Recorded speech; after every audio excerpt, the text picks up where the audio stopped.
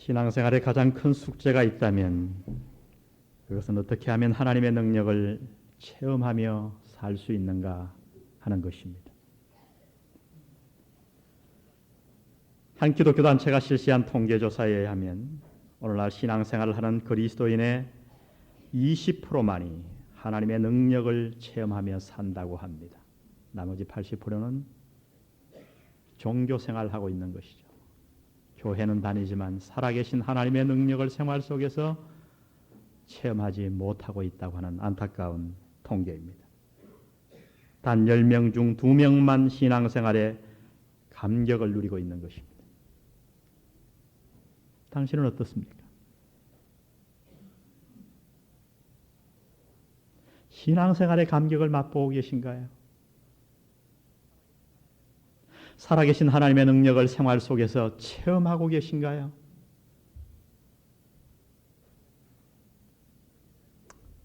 우리는 지금 에베소서를 공부하고 있습니다. 1장을 다 마쳤는데 제가 여러분에게 부탁드렸어요. 한 주일에 에베소서 1장에서 6장까지 한 번만 읽어오시라고요. 지금까지 열심히 읽는 분도 계시겠고 또 아니면 아이고 하는 분도 계실 거예요. 늦지 않았습니다. 이 에베소서를 공부하는 단 하나의 이유가 있습니다. 그것은 우리가 하나님의 능력을 체험하며 사는 삶으로 변화되기 위함이에요. 저도 부족하고 여러분도 부족합니다. 그래서 이 말씀을 강의하는 거예요. 혹시 아무 생각 없이 그저 헐레벌떡 와서 날마다 이제 에베소서 2장 공부하는구나 이렇게 하는 분이 있다면 그렇게 하지 마시고 다음 주부터라도 읽어오십시오. 한 주일에 한 번씩이요. 여러분 하루 10분씩만 내면 하루에 한 장을 깊이 읽을 수 있어요. 그러면 일주일이면 여러분 에베소서 한 번을 다 읽고 이 자리에 와 앉아 계실 수 있습니다. 1장에서 사도 바울은 저와 여러분에게 하나님을 찬송하라고 권면합니다. 그 이유가 무엇입니까? 하나님께서 청량할 수 없는 은혜로 저와 여러분을 예정하시고 선택하셨기 때문에 우리가 어머니 뱃속에서 지음을 받기도 이전에 나박정건이를 아시고 당신을 아시고 하나님은 당신을 자신의 자녀 삼기로 선택하셨습니다. 그리고 때가 되자 하나님께서는 성자 하나님을 이 땅에 보내셔서 십자가 위에서 그 고난 모진 고통을 다 받으시고 물과 피를 다 쏟으셔서 자기의 목숨을 값주고 사셔서 저와 여러분을 구속하셨습니다. 그리고 우리에게 죄사함을 허락해 주셨습니다. 그리고 놀랍게도 성령 하나님을 보내셔서 하나님은 저와 여러분의 영혼의 마음속에 인을 쳐주셨어요. 너는 나의 기업이야. 세상이 얻지 못한다고요. 이 놀라운 사실을 선포하고 난 사도 바울은 우리에게 이렇게 권면합니다. 이제부터 기도하라고요. 무엇을 알기 위해서? 하나님께서 저와 여러분에게 계시와 지혜의 정신을 주셔서 하나님을 더 깊이 잘 알 수 있도록 지식적인 알미 아니라 관계적인 알미죠. 여러분 하나님을 아시나요? 그리고 나아가 이렇게 기도하라고 권면합니다. 하나님 우리의 마음 눈을 밝혀주셔서 하나님이 우리를 부르신 부르심의 소망이 무엇이며 하나님이 우리에게 허락하신 영광의 기업의 풍성함이 어떠한지를 알게 되기를, 그리고 하나님이 저와 여러분에게 베푸신 능력의 크심이 얼마나 대단한가를 알게 되도록 날마다 기도하라고 말씀하셨습니다. 지난 주간 기도하셨습니까? 저는 아마 제 생애에서 가장 많이 기도한 주간을 꼽으라고 한다면 몇 주간을 꼽을 수 있겠는데 지난 한 주간도 그 중에 하나였던 것 같아요. 꿇어 앉아서 기도하는 시간을 얘기하는 게 아니에요. 이 사도 바울의 기도 내용을 가지고 저는 정말 한시도 빠지지 않고 제 정신을 이렇게 차리려고 그랬어요. 10분 단위, 20분 단위로 하나님 이것을 알도록 도와주세요. 도와주세요. 이제 2장에서 사도 바울은 우리가 신앙의 감격을 회복할 수 있는 한 가지 놀라운 방법을 저와 여러분에게 소개하고 있습니다. 그것은 무엇인고 하니 그것은 다름 아니라 하나님이 저와 여러분에게 행하신 이 놀라운 일을 자세하게 살펴보는 것입니다. 선포한 것만으로도 기도만으로 부족해서 오늘 사도 바울은 2장부터 1절에서 10절까지 놀라운 하나님께서 행하신 이 일을 자세히 살펴보자는 거예요. 우리가 이 장을 둘로 나눌 수 있는데요. 1절부터 10절 그리고 11절부터 마지막 절까지입니다. 1절부터 10절은 우리 개인에게 행하신 하나님의 놀라운 일을 기록하고 있고요. 후반부에서는 우리 교회 안에 행하신 하나님의 놀라운 일을 기록하고 있습니다.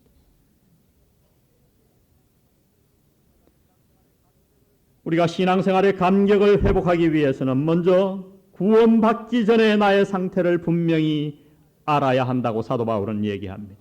왜 우리 마음속에 감격이 없는가? 왜 구원받고 나서도 구원받기 전에 이전의 생활과 비슷한 삶을 계속해 나가는가? 왜 그렇게 오래 교회 생활을 다니고서도 믿지 않는 착한 사람보다도 오히려 못한 그런 부족한 삶을, 능력 없는 삶을 살아가는가?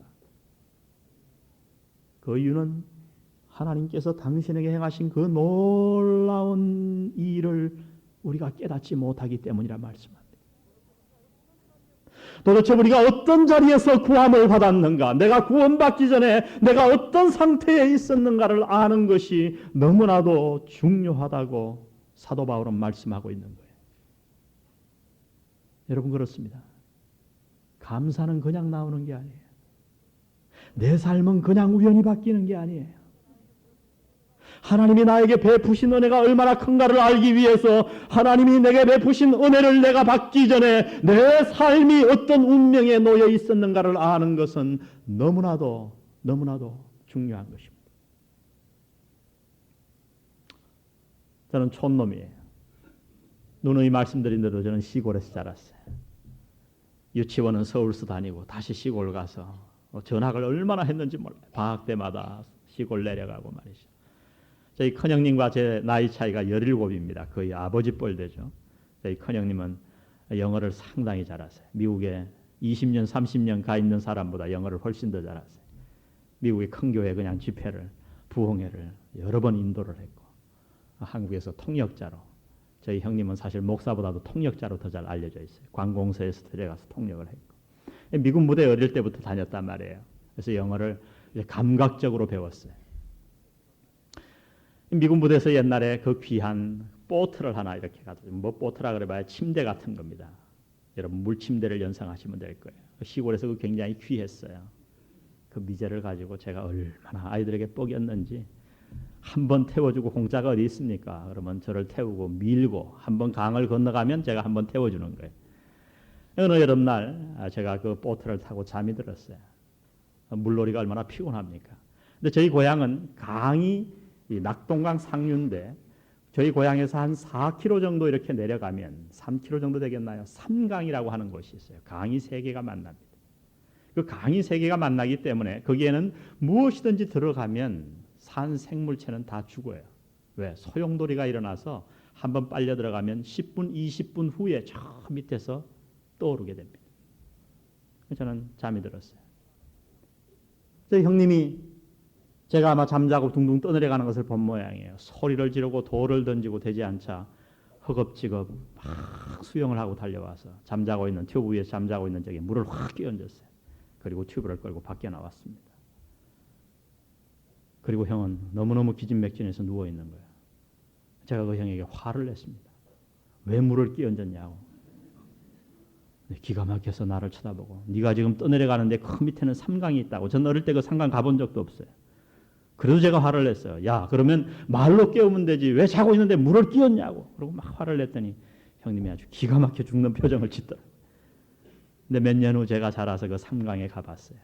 마침 홍수가 막 이렇게 날 때였는데 소도 떠내려오죠. 돼지도 떠내려오죠. 산 위에서 이렇게 바라보는데 돼지 한 마리가 마침 막 둥둥 떠내려오더니 분명히 살아서 살려달라고 그렇게 막 떠내려왔는데 거기에 쑥 들어가서 한 10분 후에 다시 나왔을 때는 죽어 나왔어요. 제가 몇 년 전에 그 장면이 떠올랐어요. 등에 식은땀이 쭉 흐르더라고요. 여러분, 물 끼얹는 게 무슨 대수겠어요? 돌멩이로 머리를 내려쳐서라도 깨워야죠. 그때서야 저희 형님이 저에게 행한 일이 얼마나 고마웠는지 그 고마움이 마음에 느껴지더라고요. 여러분, 오늘 사도 바울은 2장 1절에서 하나님이 우리에게 행하신 놀라운 일을 설명하면서 먼저 우리가 구원받기 전에 우리의 상태에 대해서 자세하게 설명하고 있는 거예요. 왜요? 우리 마음속에 감격이 없는 이유가 바로 이것 때문이라고 이야기합니다. 우리의 삶이 변하지 않는 이유가 바로 여기에 있다고 얘기합니다. 하나님이 나를 구원하시기 이전에 내 상태가 얼마나 절망적이었는가를 우리가 깨닫지 못할 때에 우리는 그저 지식으로 구원받는 거예요. 구원받았습니까? 예. 삶 속을 들여다보면 전혀 구원받은 게 아니에요. 믿지 않는 자와 다름이 없어요.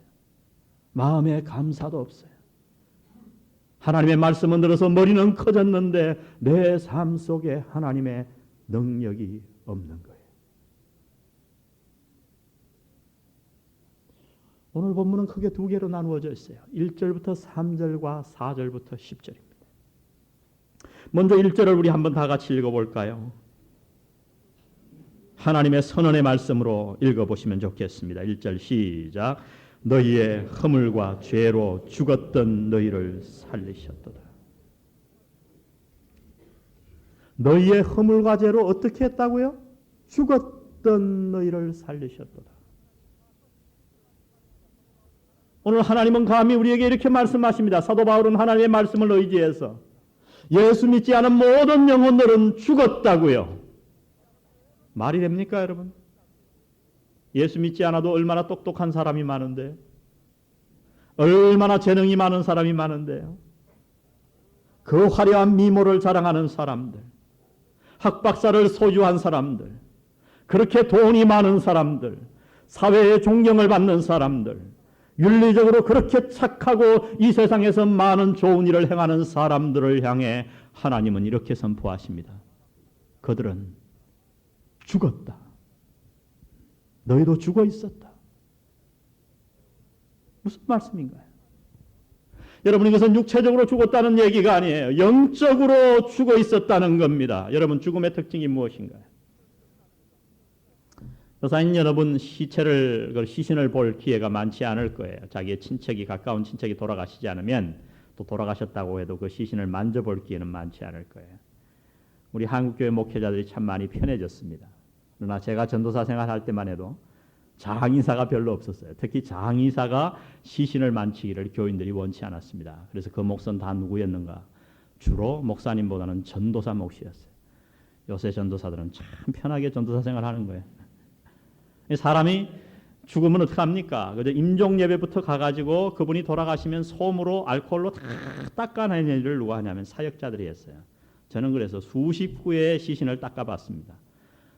지금 뭐 목사고만둬도 장의사로 먹고 살라 그래도 어느 정도 먹고 살 정도로 제가 많이 닦아봤어요.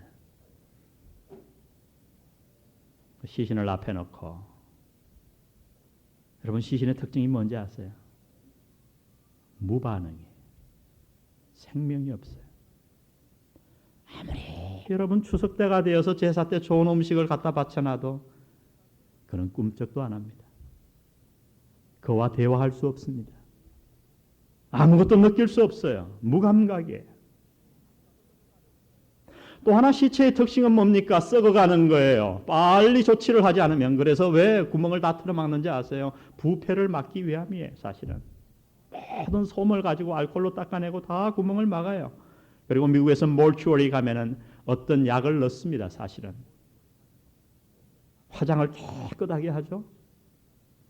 죄송한 얘기지만 미국에서 어떻게 해달라 그러면 특별히 돈을 좀 주면 안에 내장을 다 비워버려요. 깨끗하게. 그리고 안에다 썩지 않는 방부제를 다 넣어주고 사람 얼굴을 깨끗하게 화장을 해놔요. 그러면 살아있을 때보다 더 예쁜 경우도 있어요. 썩습니다.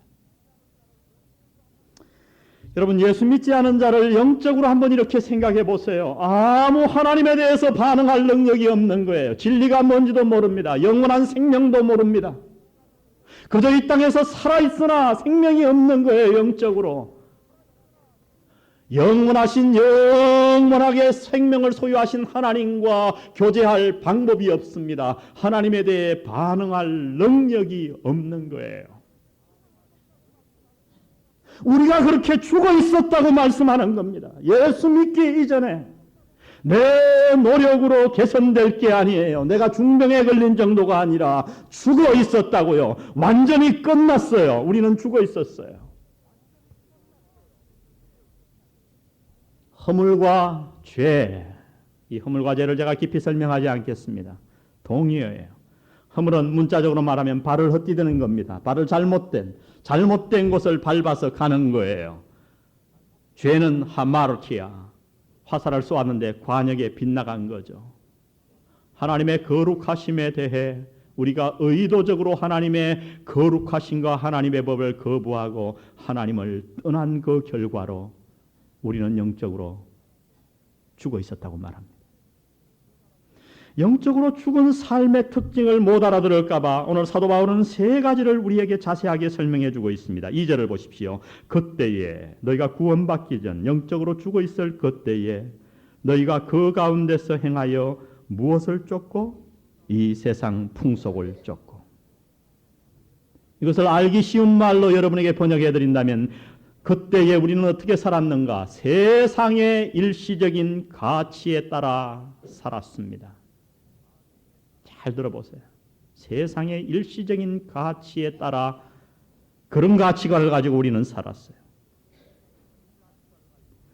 여러분, 영적으로 죽은 자들은 언제나 일시적인 세상의 가치에 기준을 두고 살아가기 마련입니다. 그들에게 중요한 것이 무엇인지 아십니까?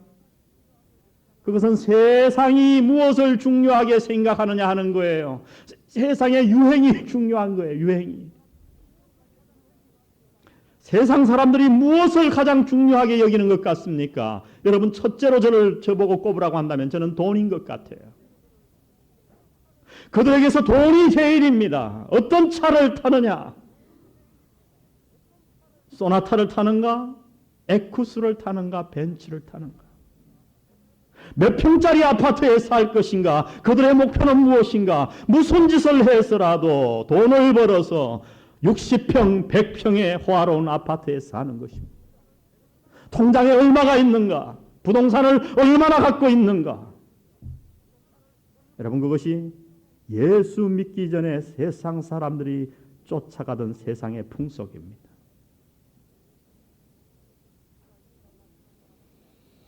어떤 지위가 있는가가 중요합니다. 이 세상의 모든 것은 학위를 가졌는가? 박사인가? 어느 대학을 나왔는가? 얼마나 높은 지위를 가졌는가? 장관인가? 국회의원인가? 검사인가? 세상에서 얼마나 권력을 가졌는가? 그래서 공부를 많이 못하고 돈을 가진 사람들은 오늘날 어떻게 합니까? 돈을 주고 학위를 삽니다. 무슨 경영대학원 이런 데 보면 사실 말이죠. 공부도 안 시켜요. 그리고 학위를 줘요. 요사요, 미국 가면 5,000불의 박사 학위를 살 수 있어요. 하와이 가면. 원하시는 자는 저에게 말씀하십시오. 5,000불. 목사님들 가운데도 그런 분들이 많아요. 수많은 분들이 사실 가짜 학위를 갖고 있어요. 또 어떤 분들은 돈은 있는데 권력이 없습니다. 그럼 어떡합니까? 우리 처남이 경찰인데 이번에 보니까 말이죠. 뭐 경찰이 정말 웬만한 교수보다 낫더만요. 우리 장인어른은 교수님인데 우리 처남이 막 뭘 갖고 왔는데 한 보따리를 들고 왔어요. 뭐냐 그러니까 다 선물이래요. 말단 경찰인데 어디서 이런 선물을 주냐 그랬더니 뭐 다 거기 써붙여놨더라고요. 무슨 방범위원회 방범대장, 이건 누구냐 내가 다 물었어요. 그랬더니 사업체 사장인데 그냥 명함을 준다는 거예요. 방범대장. 그러면 그는 뭐 절기마다 돈을 낸다는 거예요. 뭔 혜택이 있는데 웃으면서 교통법규 걸려도 딱지 안 떼지 뭐. 무슨 자문위원. 여러분, 이것이 세상 사람들이 즐기는 방법이에요. 여러분들이 잘 아시죠? 이 세상 풍속을 쫓고 외모가 너무나도 중요합니다. 사람을 볼 때 그 사람이 얼마나 아름다운가를 봅니다. 영을 보지 않아요. 그 속이 어떤가, 하나님을 향해 있는가를 보지 않습니다. 예쁘기만 하면 돼요. 그러면 텔레비에 나가고 성공하고 돈 버는 겁니다. 그들의 삶에 상관없이 그 마음이 얼마나 더러운가에 상관없이 말입니다. 우리가 그렇게 살았습니다. 이 세상 풍속을 쫓아 살았습니다. 지나가면 다 썩을 같이 아무것도 남지 않을 정말 연기 같은 허무한 것들을 쫓아서 살아가는 삶, 이 세상 풍속을 쫓고. 두 번째 보세요. 공중의 권세 잡은 자를 따랐으니 곧 지금 불순종의 아들들 가운데서 역사하는 영이라. 길게 설명하지 않겠습니다. 마귀를 쫓아 사는 삶이었어요. 여러분, 정상적으로 사는 것 같죠? 예수 믿지 않는 사람들. 여러분들이 예수 믿기 전에 산 삶이 다 정상적으로 산 것 같죠? 그러나 영적인 눈을 조금만 뜨고 보세요. 예수님은 이 땅에 오셔서 얼마나 우리에게 종종 영에 대해서 말씀했나 몰라요. 어떤 영을 말씀했어요? 더러운 귀신아 나오라. 악한 귀신아 나오라. 병자를 고칠 때마다 그 안에서 귀신을 쫓아내십니다. 속이는 영이 있고요. 다른 영이 있고요. 우리가 영적인 눈을 뜨고 보면 이 세상의 모든 삶은 영적 전투의 현장이에요. 사탄은 지금도 우리 믿는 자를 쫓아 삼키려고 우는 사자같이 우르렁대고 있다고 베드로 사도는 이야기하고 있습니다. 여러분, 영의 역사가 있는 거예요. 여러분이 과거에 그 심한 죄를 지었을 때 내가 왜 그랬을까 생각이 되나요? 그 뒤에는 대답은 간단합니다. 속이는 영이 있었던 거예요. 여러분을 유혹하는 영이 있었던 거예요. 우리는 예수 믿기 전에 그 더러운 영, 악한 영, 속이는 영을 따라 살았던 자들이었습니다. 우리의 정신세계가 다 그들을 쫓아갔어요. 마지막 세 번째를 뭐라고 얘기합니까? 3절을 보세요. 전에는 우리도 다 그 가운데서 우리 육체의 무엇을 따라 지내며 욕심을 따라 지내며 육체와 마음에 원하는 것을 하여 다른 이들과 같이 본질상 진노의 자녀이었더니, 세 번째 우리의 삶의 패턴은 육체의 욕심입니다. 여러분, 해석을 잘못하지 마세요. 육체는 악한 것이 아니에요. 한때 이 성경 말씀을 잘못 해석해서 오늘날 교회 안에 가만히 보면 열심히 신앙생활하는 자들이 하나님이 주신 축복을 차버리는 경우가 많아요. 여러분, 식욕 하나님이 주신 축복이에요. 그러나 음식에 대해서 지나친 탐욕을 가지는 것, 그것은 욕심이에요. 소유욕, 행복한 삶을 살고 싶고 아름다운 것을 가지고 싶은 것, 하나님이 주신 좋은 것이에요. 우리는 인간이에요. 그게 나쁜 게 아니에요. 그러나 그 도를 지나쳐서 그것이 과하게 될 때 욕심이 되는 거예요. 여러분, 성욕, 하나님이 주신 축복이에요. 그 성욕을 잘못 사용하고 다른 상대자를 향해서 다른 방법으로 그것을 채우려고 할 때 그것은 욕심이 되는 거예요. 오늘 여기 육체의 욕심은 뭔가? 우리 육신의 욕심, 하나님이 주신 이 본성은 귀한 것이지만 우리가 죄를 범하고 난 이후에 우리 안에 잘못된 육신, 타락한 본성이 우리를 지배하기 시작했다고 성경은 말씀하고 있는 겁니다. 여러분, 그 타락한 본성의 결과를 한번 보겠습니다. 우리 앞으로 몇 장 가셔서 갈라디아서 5장 16절을 보겠습니다. 갈라디아서 5장 16절입니다. 내가 이르노니 너희는 성령을 쫓아 행하라. 그리하면 무엇을 이루지 아니하리라? 육체의 욕심을 이루지 아니하리라. 육체의 소욕은 성령을 거스리고 성령의 소욕은 육체를 거스리나니 이 둘이 서로 대적함으로 너희의 원하는 것을 하지 못하게 하려 함이니라. 너희가 만일 성령의 인도하는 바가 되면 율법 아래 있지 아니하리라. 육체의 일, 육체의 욕심은 현저하니 곧 음행과 더러운 것과 호색과 성적인 일이 특징입니다. 여러분이 성적으로 매여 살면 여러분은 지금 육신의 욕심을 따라 사는 거예요. 우상 숭배와 술수, 그 다음 우상이죠. 돈이건 무엇이건 하나님보다 더 중요한 그것이 우상 숭배입니다. 그 다음 관계적인 것을 얘기하죠. 원수를 맺는 것과 분쟁과 시기와 분냉과 당짓는 것과 불리함과 이단과, 여러분이 가기만 가면 그 단체가 박살이 나요. 추석 때 시집이 모여서 처갓집에도 어딘지 모이기만 모이면 여러분 때문에 분란이 일어납니다. 교회에 분란이 일어나고 목장이 갈라집니다. 여러분, 육체의 욕심을 따라 사는 거예요. 21절 보면 개인적인 삶입니다. 투기와 술 취함과 방탕함과 또 그와 같은 것들이라. 육체의 욕심. 결과는 무엇입니까? 본질상 무슨 자녀요? 진노의 자녀였다. 다른 사람 얘기를 하는 게 아니에요. 우리의 얘기를 하는 겁니다. 바로 우리가 예수 믿기 전에 세상의 풍속을 그대로 쫓아 살아왔고 악한 영에 매여 살아왔고 우리 육체의 욕심을 따라 내 마음대로 살아왔어요. 그래서 우리는 본질상 하나님의 진노의 자녀였습니다. 이 본질상 하는 단어를 어떤 사람은 자연적으로 우리가 하나님의 법을 범했기 때문에 그래서 우리에게 화가 미쳤다고 해석하는 사람이 있는데 오늘 나는 그 해석을 받아들이지 않습니다. 이 본질상은 사실 태생적으로 이거예요. 우리가 그런 존재였기 때문에 날 때부터 우리는 하나님의 존재를, 하나님의 진노를 피할 수 없는 존재가 되었다는 것입니다. 여러분, 하나님의 진노는 자동적인 것만은 아닙니다. 성경에 보면 하나님의 분노에 대해서 얼마나 많이 기록하는지요. 이번 매미 태풍을 보셨나요? 저희 벽산 아파트에도 저희 라인에만 해도 7집이 다 유리창이 그냥 다 내려앉았어요. 저는 대전에서 돌아오다가 6시 기차를 탔는데 여기 새벽 2시에 떨어졌어요. 밀양에서 4시간을 갇혀가지고 말이죠. 근데 저는 아무것도 아니었더라고요.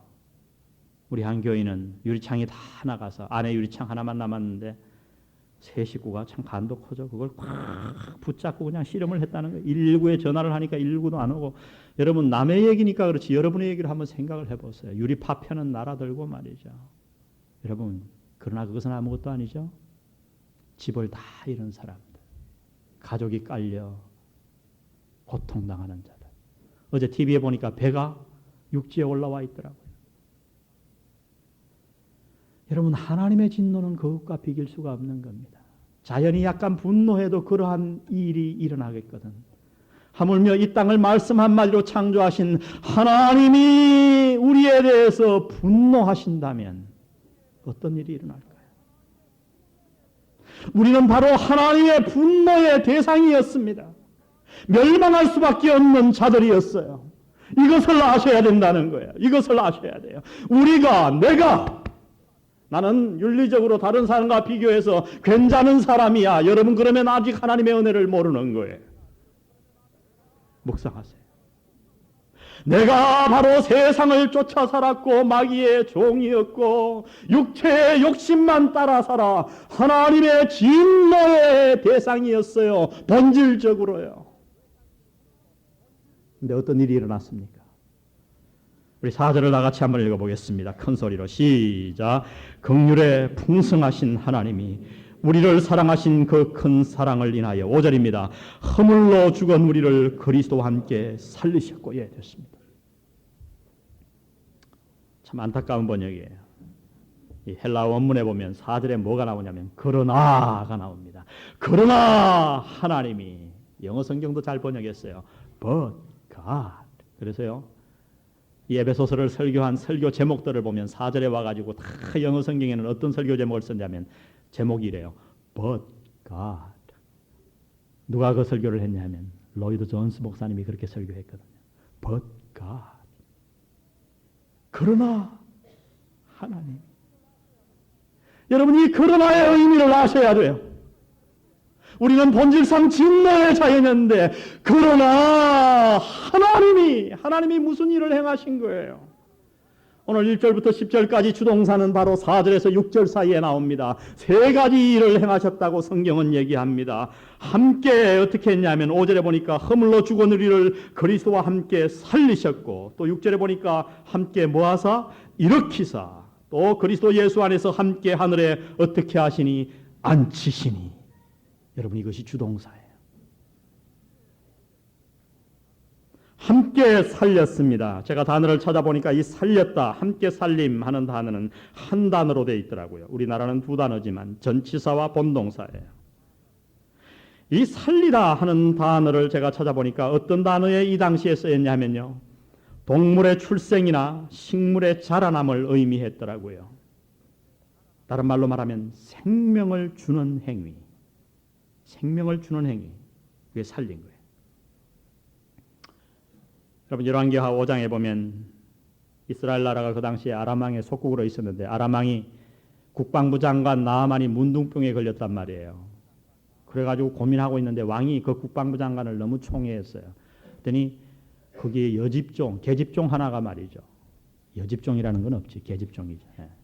계집종 하나가 와가지고 우리나라에 가면 고칠 수 있는데 그래요. 엘리야가 한테 가면 고친다는 거예요. 그래서 왕이 문서를 써가지고 보냅니다. 이스라엘 왕이 나하만이 가져온 그 문서를 보고 이렇게 소리쳐요. 이젠 망했다. 내가 어찌 하나님이 간데 능히 사람을 죽이며 살릴 수 있으랴? 이 단어에 생명을 주는 행위.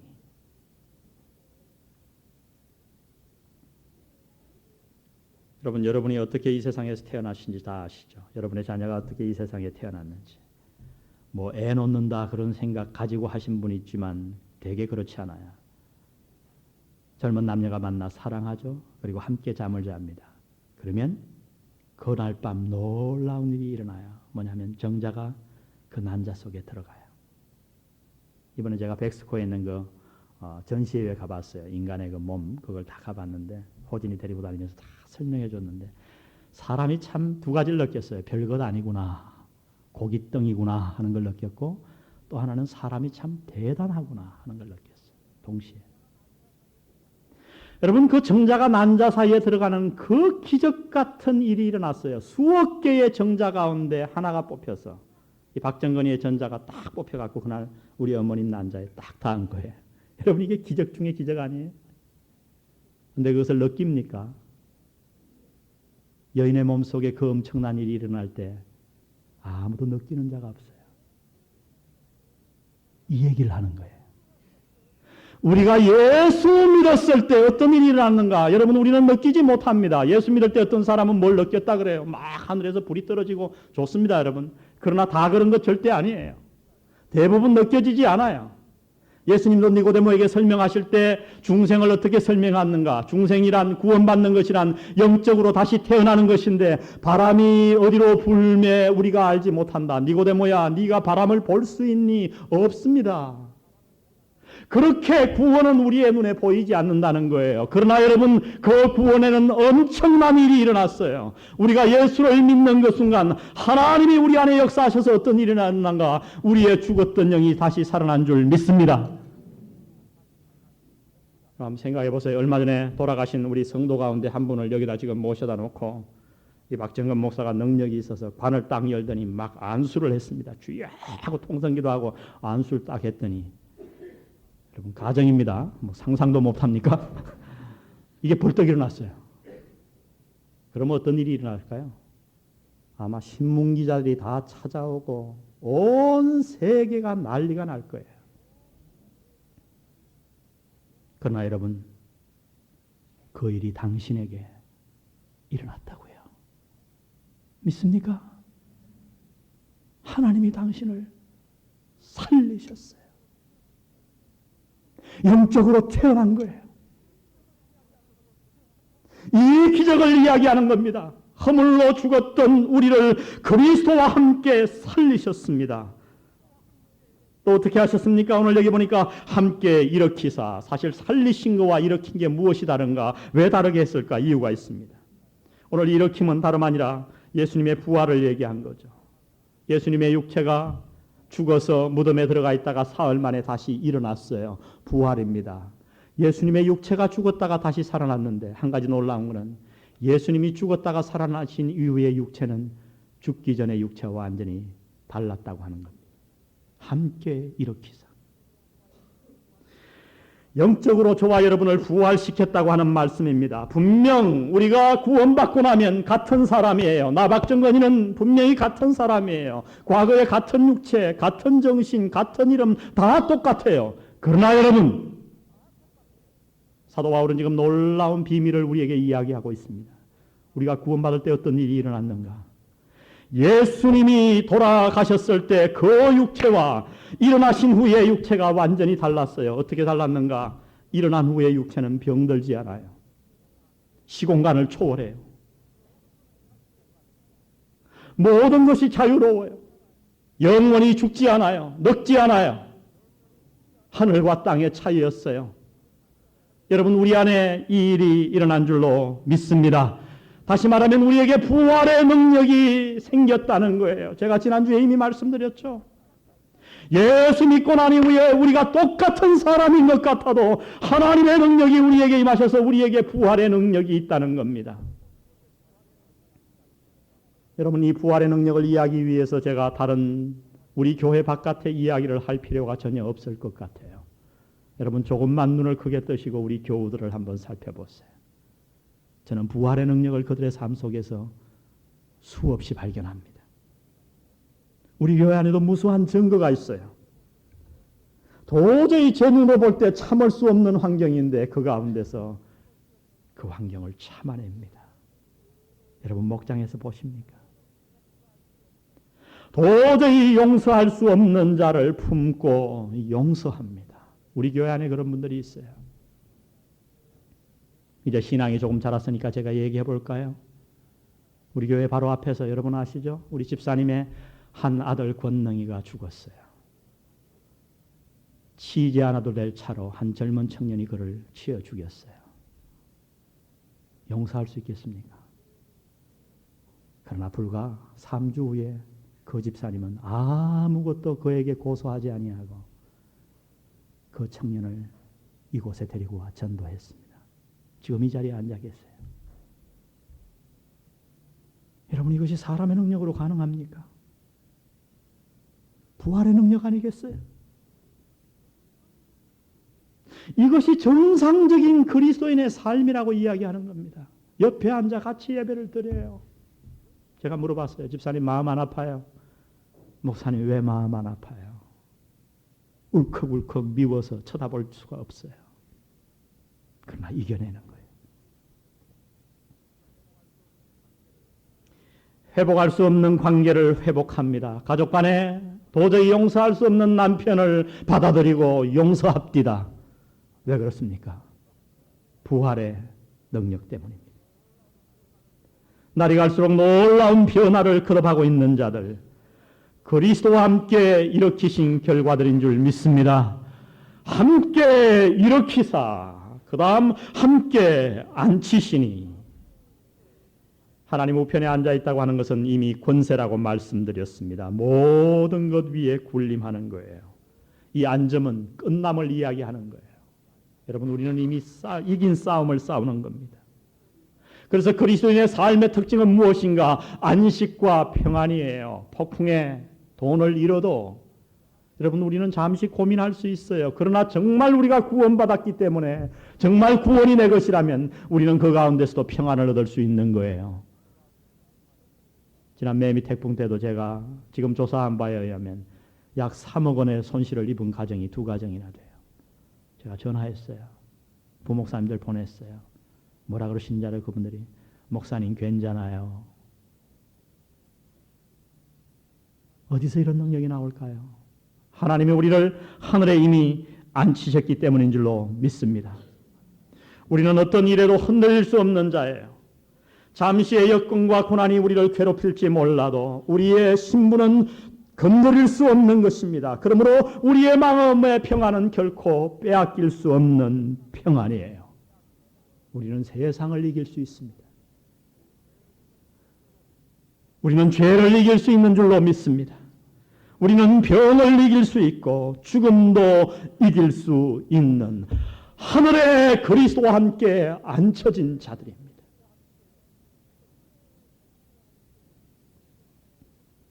여러분, 이것이 우리에게 생긴 놀라운 변화예요. 세상을 쫓아 살았고 마귀의 종이 되었고 육체의 욕심을 따라 영원히 진노의 자녀였던 죽었던 저희를 하나님이 그리스도와 함께 살리셨고 그리스도와 함께 부활의 능력을 주셔서 일으키셨고 우리의 마음의 평안을 허락하셔서 그리스도와 함께 하늘에 앉히신 줄 믿습니다. 아멘. 이것이 하나님이 행하신 일이에요. 목적이 뭔가요? 왜 이 일 행하셨나요? 7절을 읽고 마치겠습니다. 7절 시작. 이는 그리스도 예수 안에서 우리에게 자비하심으로써 그 은혜의 지극히 풍성함을 오는 여러 세대에 나타내려 하십니다. 지난 세대에 이렇게 여러 세대에 하나님의 은혜를 나타낸 자들이 많았습니다. 가정에게 누구에게 나타내야 되나요? 여러분 자녀들에게 나타내셔야 합니다. 이웃들에게 나타내셔야 합니다. 요한 웨슬레는 너무나도 유명하죠. 누구라서 그를 모르겠습니까? 그러나 그의 어머니 수잔나에 대해서 아는 사람은 많지 않아요. 어떻게 그런 아들을 길러냈을까? 수잔나는 마지막 임종하기 전에 요한 웨슬레가 자기의 고향에 와서 대부흥회를 하는 것을 보고 너무너무 기쁘게 이 세상을 떠났어요. 그러나 여러분, 수잔나 웨슬레가 그렇게 평탄한 인생을 산 것만은 아니에요. 그녀는 19의 아이를 낳았는데 2 쌍둥이를 낳았죠. 근데 그 중에 9명을 사고와 질병으로 잃었어요. 1명이 아니고요. 10명의 자녀가 남았는데 그 중에 한 자녀는 사고로 말미암아 평생 수발을 들어야 되는 불구자로 이 땅을 살았어요. 그 어려운 환경 가운데서도 이 수잔나 웨슬레는 요한 웨슬레를 만들었고 찰스 웨슬레를 만들었고 수많은 사역자들을 이 땅에 배출했습니다. 하나님의 은혜를 여러 세대에 전한 것이죠. 우리 이렇게 사십시다. 아멘. 이왕 신앙생활 할 바에야 여러분의 자녀들이 훗날 여러분의 후손들이 훗날 당신을 기억할 때 우리 조상은, 우리 어머니는, 우리 할머니는, 우리 할아버지는 하나님의 은혜가 무엇인지 나에게 가르쳐 주셨다고. 그러한 삶을 사시기를 주의 이름으로 축원드립니다. 기도하십시다.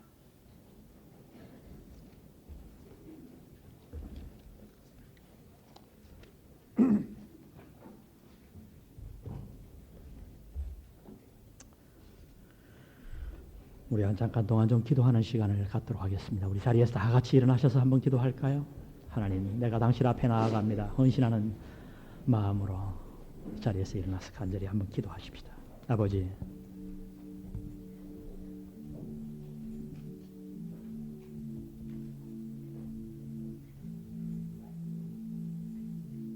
내 삶에 변화를 가져다 주세요. 너무 무기력하게 살았습니다. 감사도 모르고.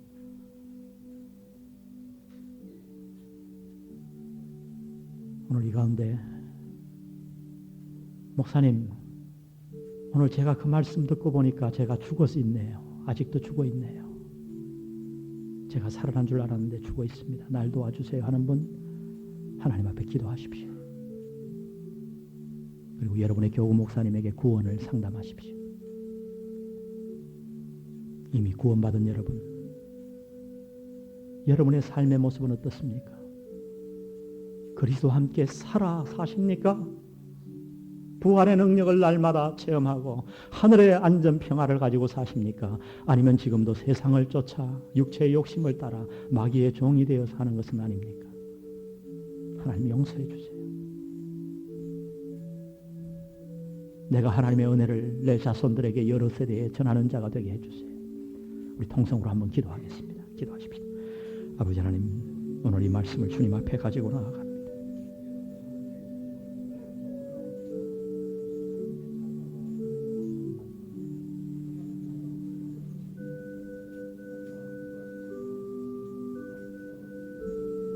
주님, 우리의 부족을 용서해 주시옵소서. 성령으로 저들의 마음에 역사해 주셔서 오 아버지 하나님, 우리의 삶에 변화가 나타나기를 원합니다. 주님, 우리 가운데 하나님의 자리, 하나님의 은혜를 두고 오고 오는 세대에게 전할 수 있는 은혜로운 자가 저희들 다 될 수 있도록 좀 축복하여 주옵소서. 주님, 도와주시옵소서.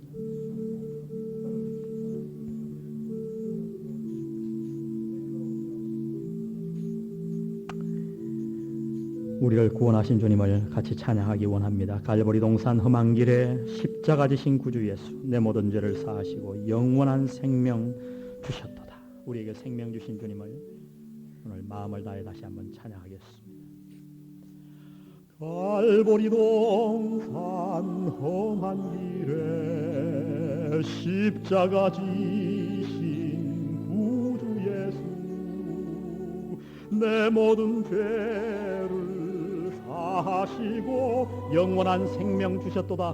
원한 생명 주셨도다. 고마운 주님, 고마운 주님, 귀하신 주, 나 지금 주를 바라봅니다.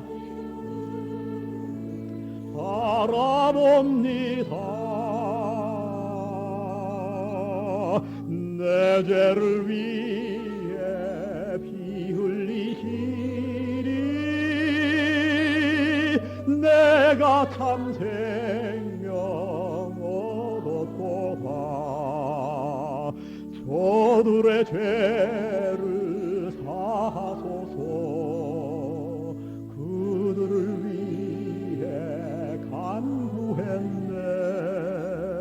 십자가 고난 당할 때도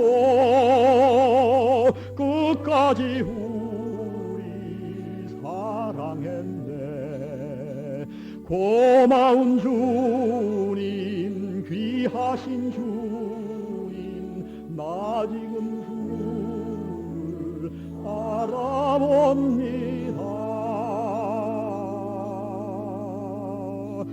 내 죄를 위해 피 흘리시니 내가 참 생명 얻었도다. 오 나의 주님, 귀한 친구, 그 은혜 어찌 보답할까. 세상에서나 천국에서 영원히 찬양하리로다. 고마운 주님, 고마운 주님, 귀하신 주님, 나 지금 주를 바라봅니다. 내 죄를 위해 피 흘리시니 내가 참 생명 얻었도다.